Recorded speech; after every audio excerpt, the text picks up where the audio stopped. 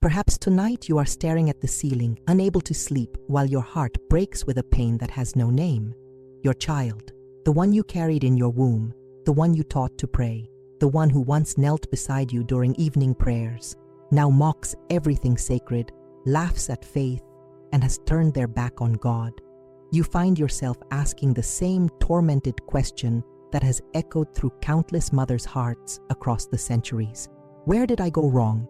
But what if I told you that this very moment of anguish, this dark night of the maternal soul, is exactly where Saint Teresa of Ávila wants to meet you? Subscribe to our channel so you don't miss more teachings and counsel from Saint Teresa. Saint Teresa understood this particular agony because she witnessed it repeatedly throughout her life as a spiritual mother to countless souls. She saw young nuns lose their fervor, watched devoted children of God drift into worldliness, and felt the crushing weight of spiritual failure that every mother experiences when their most precious gift seems lost. But Teresa discovered something that transforms everything. The pain you feel is not a sign of your failure as a mother. It's a sign of your love. And love, when channeled through the right spiritual practices, becomes the most powerful force for transformation in the universe. She wrote, "The soul that prays for another is a bridge that heaven never ignores." And tonight, you're about to learn how to become that bridge. The silence in your home where there once were prayers, the empty chair at Sunday Mass, the rolled eyes when you mention God's name, these aren't just sources of heartbreak, they're calls to a deeper, more powerful form of spiritual warfare.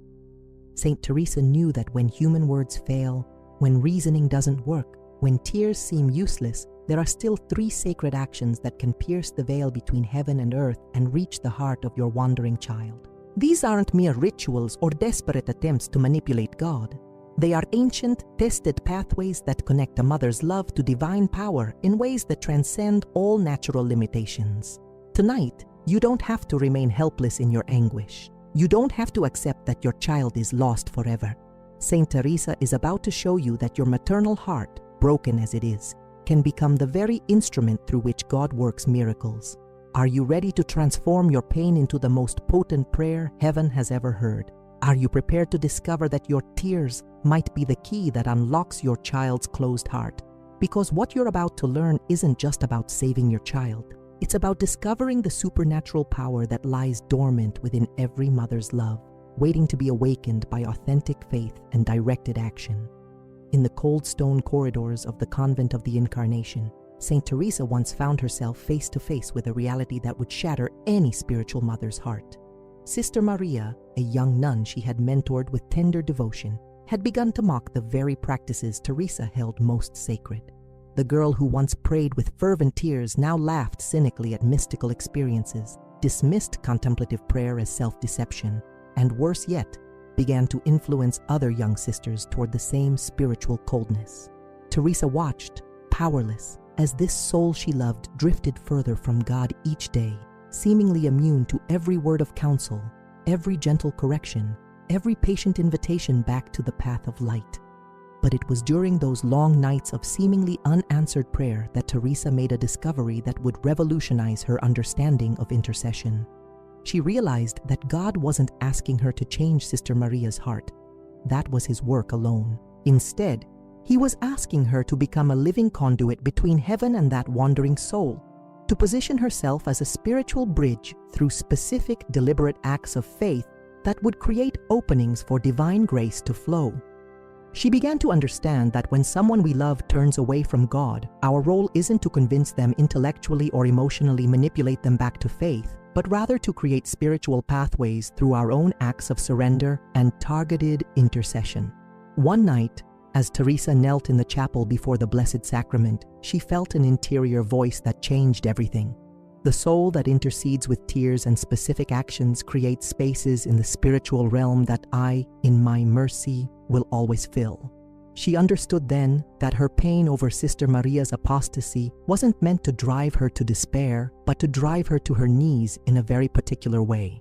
She began to practice 3 specific forms of intercession that she would later teach to mothers, spiritual directors, and anyone who loved a soul that seemed lost to God. These weren't arbitrary spiritual exercises, but precise spiritual technologies that created measurable openings for divine intervention. What happened next would become legendary in Teresa's spiritual circles, though she rarely spoke of it publicly.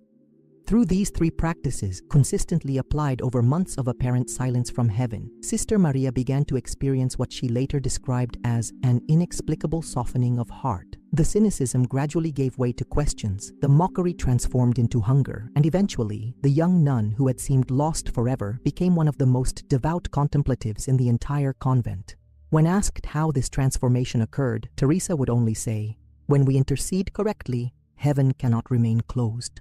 God has bound himself to respond to certain forms of faithful petition, and a mother's love channeled through these ancient pathways becomes irresistible to his merciful heart. There exists a mystery hidden in plain sight within every Catholic church around the world, a moment of supernatural opening that most faithful souls pass by without recognizing its earth-shaking potential. Saint Teresa discovered this secret during a period when her own spiritual children seemed most distant from God, when her prayers felt like they were hitting a ceiling of brass, when every conventional form of intercession seemed to bounce back empty. It was then that she began to notice something extraordinary about the moment of the elevation of the host during Mass. The precise instant when the priest lifts the consecrated body of Christ above the altar, heaven touches earth with such intensity that the angels themselves bow in adoration. Teresa realized that this moment, lasting only seconds but containing eternity, represented the most powerful portal for intercessory prayer available to human beings on earth. She understood that when Christ is elevated in the Eucharist, he is not merely symbolically present, but substantially, completely, divinely present with all his power to save, heal, and transform human hearts. In that instant, she discovered the name of a wandering child spoken with faith becomes like an arrow shot directly into the heart of divine mercy. She began teaching desperate mothers and fathers to position themselves spiritually during this moment, to speak their child's name, whether aloud or in the depths of their heart, with absolute confidence that Jesus, elevated before them, was receiving that name as a sacred offering.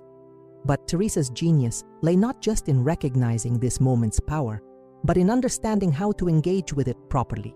She taught that the parent must not speak the name with anxiety, desperation, or the frantic energy of human effort, but rather with the calm surrender of someone placing their most precious treasure directly into the hands of God. Lord, this is my child. Save them, love them, bring them back to you. These words, spoken during the elevation, carry a weight that transcends normal prayer, because they're spoken at the exact moment when heaven and earth intersect with maximum intensity. The name doesn't just reach God's ears, it enters his very presence with the power of the Eucharistic moment behind it. The results that mothers reported after learning this practice from Teresa were so consistent that it became known as the prayer that heaven cannot ignore. Children who had been hardened against faith for years began asking unexpected questions about God. Young adults who had mocked their parents' devotion started experiencing what they described as strange longings for something sacred. Teenagers who had refused to enter churches found themselves inexplicably drawn to visit during quiet hours. Teresa understood that this wasn't magic, but rather the natural result of cooperating with God's established spiritual laws. When perfect love meets perfect surrender at the moment of perfect presence, transformation is not just possible, but inevitable. Write in the comments, Saint Teresa, teach me to intercede with power. Subscribe to our channel for more life-changing spiritual wisdom that actually works.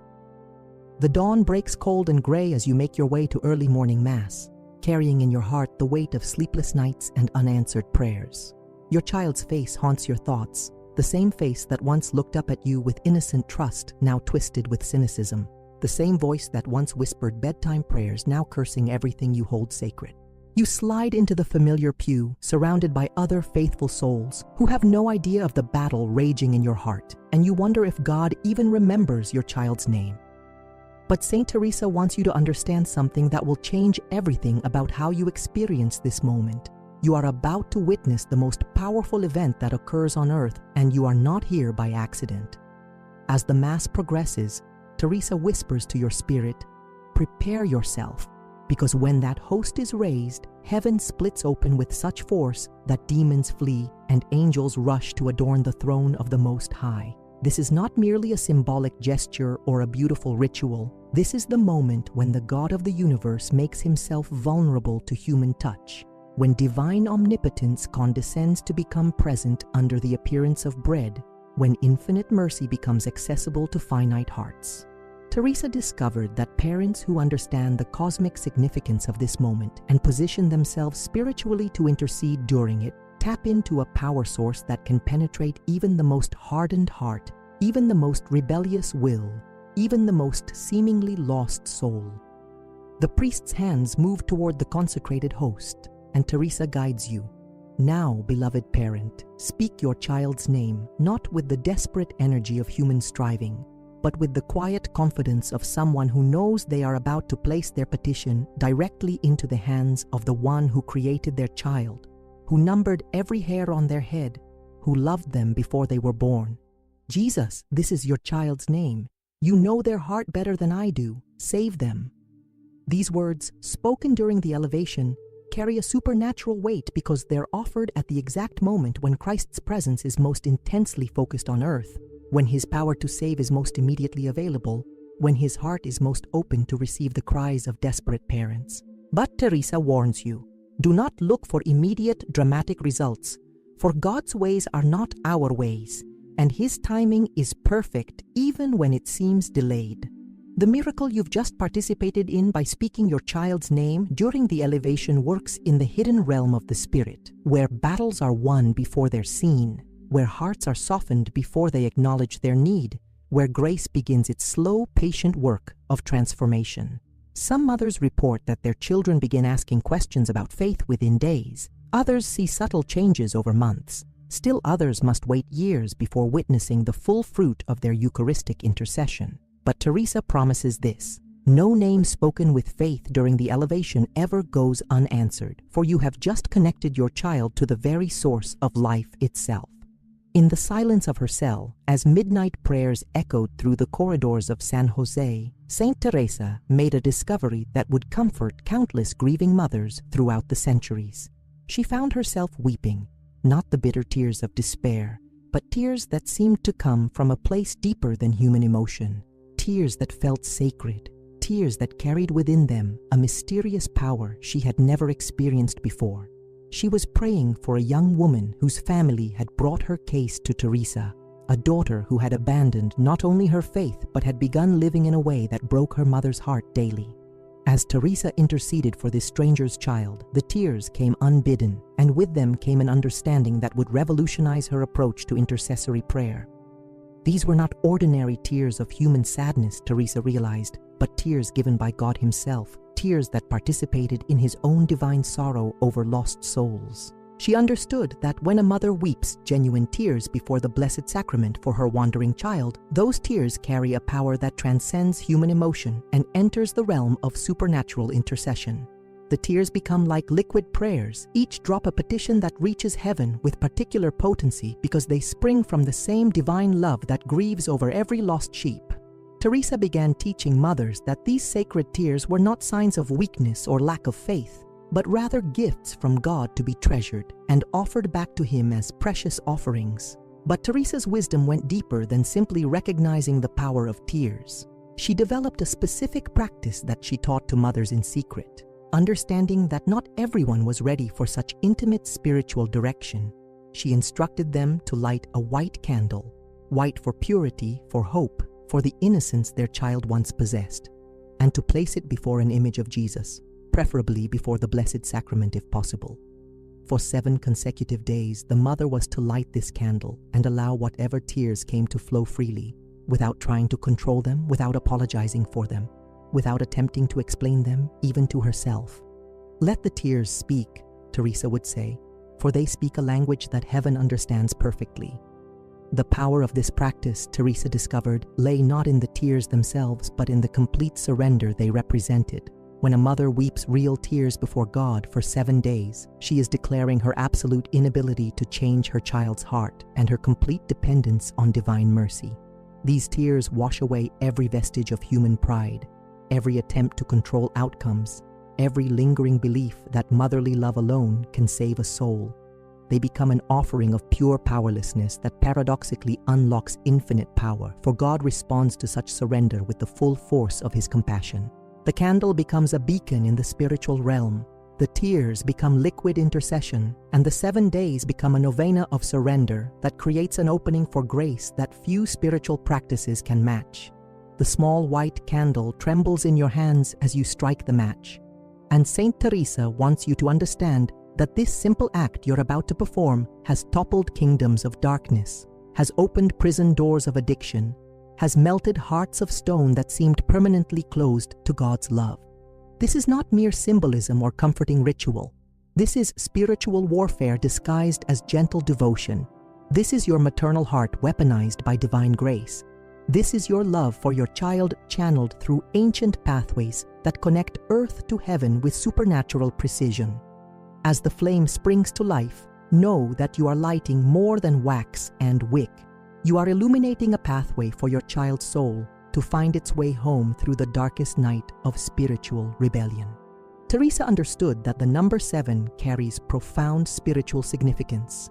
7 days of creation, 7 gifts of the Holy Spirit, 7 sacraments that channel divine life into human souls. When a mother commits to lighting a candle for 7 consecutive days while interceding for her wandering child, she aligns herself with God's own creative rhythm, participating in a divine pattern that governs the spiritual universe. Each flame becomes a prayer that continues even when your words fail. Each flicker becomes a message sent directly to your child's guardian angel. Each hour the candle burns becomes an offering of persistent love that heaven cannot ignore. Teresa taught that this 7-day practice creates what she called a fortress of light around the child's soul, a spiritual protection that demons cannot penetrate and a beacon that guides lost souls home. But the real power of this practice, Teresa discovered, emerges not from the candle itself, but from what happens in the mother's heart during those 7 days of faithful lighting. As you strike the match each day, as you watch the flame catch and grow steady, as you whisper your child's name into that small circle of light, you are training your heart in persistent hope. You are declaring your refusal to accept despair as the final word. You are choosing to believe in redemption even when all evidence suggests impossibility. By the 3rd day, Teresa promised, doubt begins to crack. By the 5th day, peace begins to settle. By the 7th day, an unshakable confidence takes root that your prayers have been heard and that God is already at work, even when you cannot see any external evidence of change. The mothers who learned this practice from Teresa reported experiences that bordered on the miraculous. Children who had cut off all communication suddenly called home. Young adults who had forbidden any mention of God began asking unexpected questions about faith. Teenagers who had mocked their parents' devotion started lingering near churches, drawn by impulses they couldn't explain. But Teresa always reminded these mothers that the greatest miracle was not necessarily the visible change in their children, but the transformation that occurred in their own hearts, the evolution from anxious striving to confident surrender, from desperate pleading to patient intercession, from human effort to divine cooperation. The candle you light, she would say, illuminates first your own soul, and from that inner light, grace flows out to touch the child you love. The 7th candle has burned down to nothing, and still your child shows no sign of returning to God. The masses where you spoke their name during the elevation continue week after week, but their heart seems harder than ever. The tears you offered in sacred surrender appear to have fallen on deaf ears, and a terrible thought begins to creep into your mind. Perhaps God doesn't care about your child the way you do. Perhaps your prayers are merely echoing in empty space.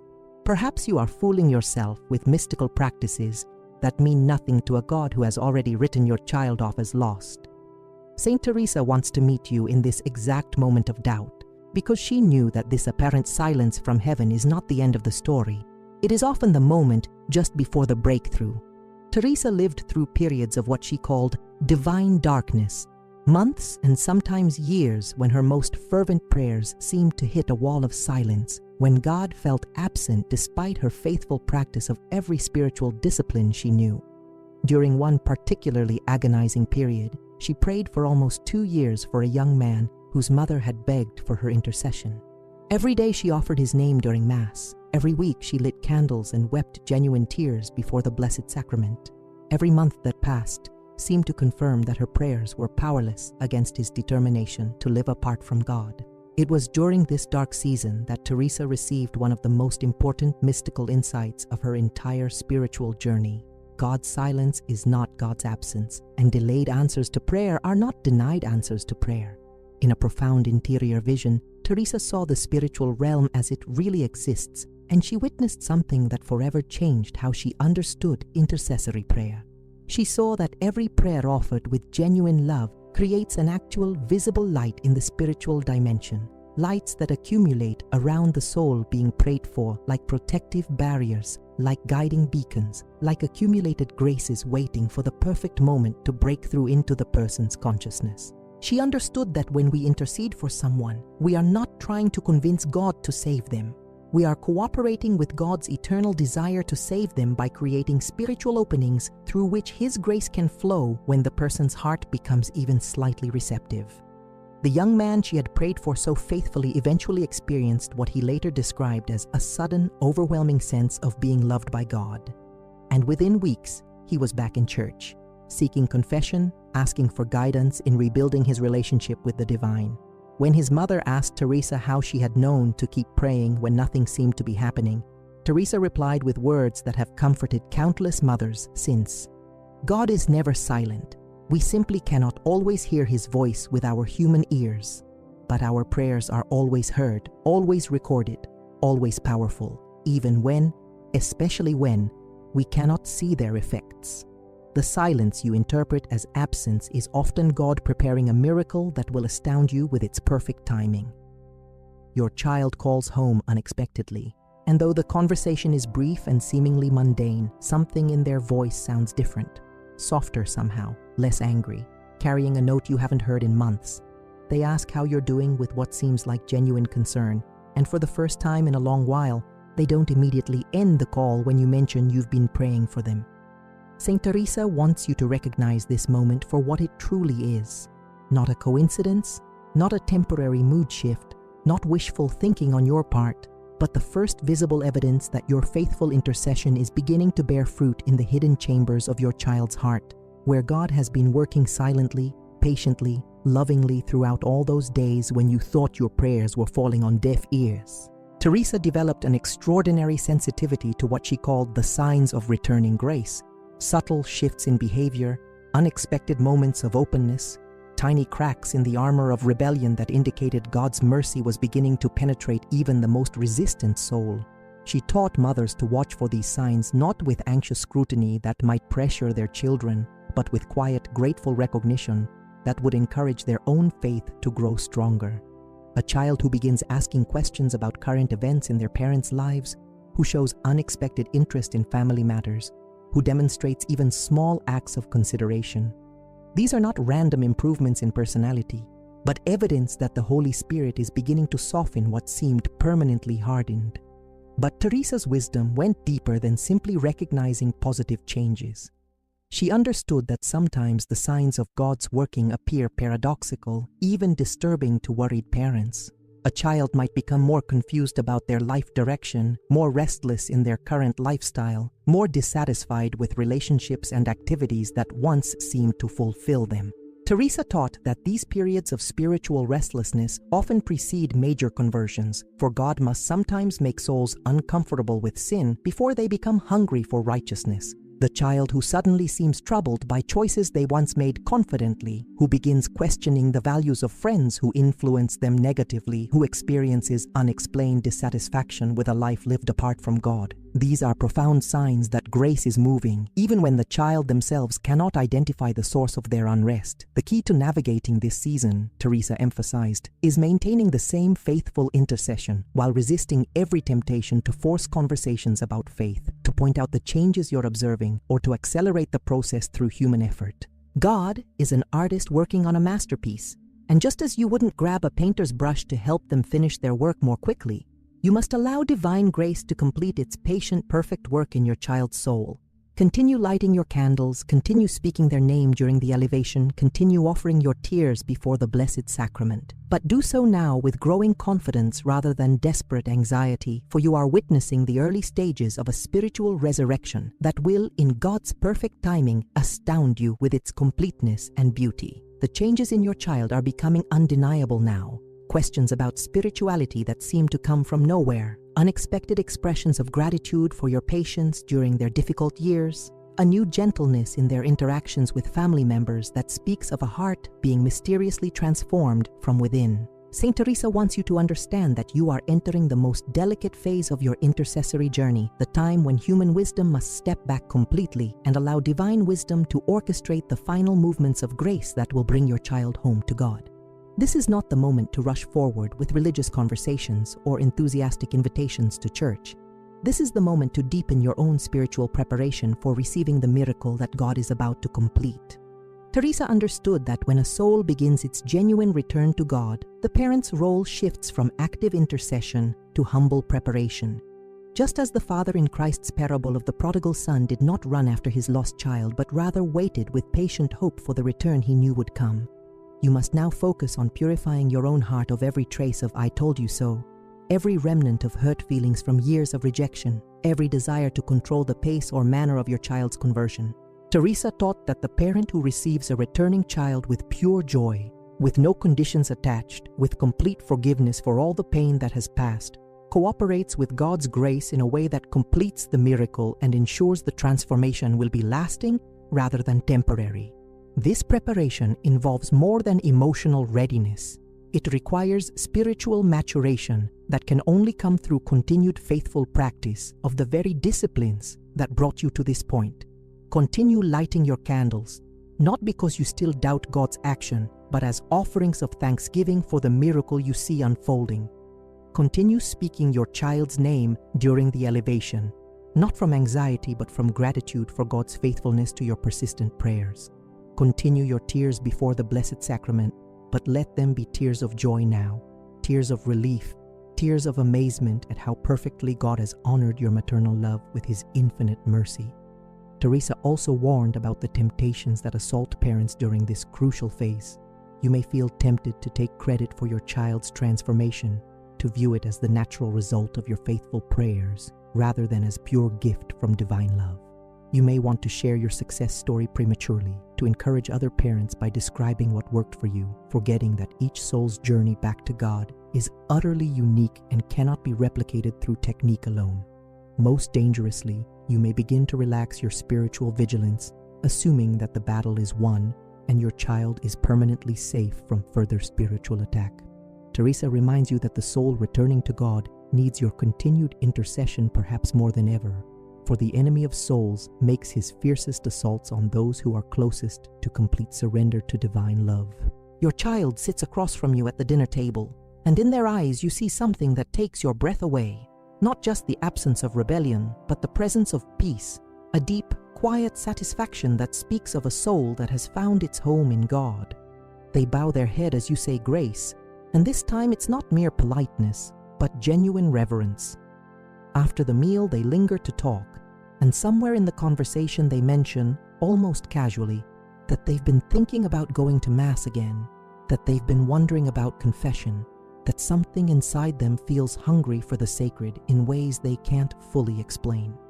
Saint Teresa wants you to recognize this moment for what it is, the completion of a miracle that began months or years ago with your first desperate prayer, the fulfillment of promises that God makes to every parent who refuses to give up on a wandering child.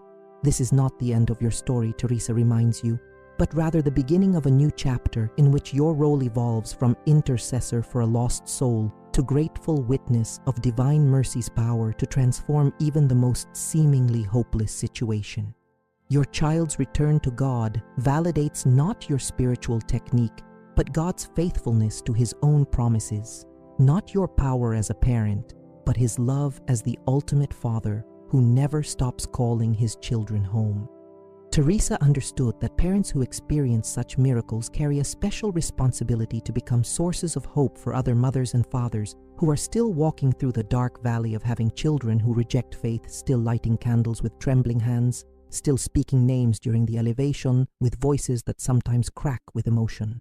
The tears you shed now are different from all the tears that came before. These are tears of completion, tears that wash away years of accumulated worry and replace them with wonder at how perfectly God orchestrated every detail of your child's journey back to Him. Teresa taught that these tears of fulfillment are among the most precious offerings a human heart can make to God, for they represent the completion of a collaboration between human love and divine grace that began the moment you first refused to accept your child's rejection of faith as the final word. As you watch your child rediscover their relationship with God, you understand viscerally what Teresa meant when she wrote that the soul that intercedes with persistence and surrender becomes a co-creator with God in the miracle of conversion. But perhaps the greatest gift Teresa offers to parents who experience such restoration is her insight that your child's return to God is not primarily about your child at all.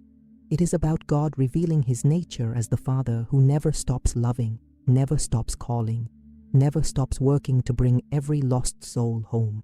Your faithfulness in prayer, your persistence through seasons of apparent silence, your willingness to surrender your child completely into divine hands. These have not only participated in their salvation, but have deepened your own relationship with God in ways that will bear fruit for eternity. The mother or father who has walked this journey of intercessory love emerges transformed, carrying within themselves a knowledge of God's faithfulness that can weather any future storm, a confidence in prayer that can move mountains, and a capacity for hope that can encourage countless other parents who are just beginning their own journey of calling lost children home through tears, candles, and the sacred speaking of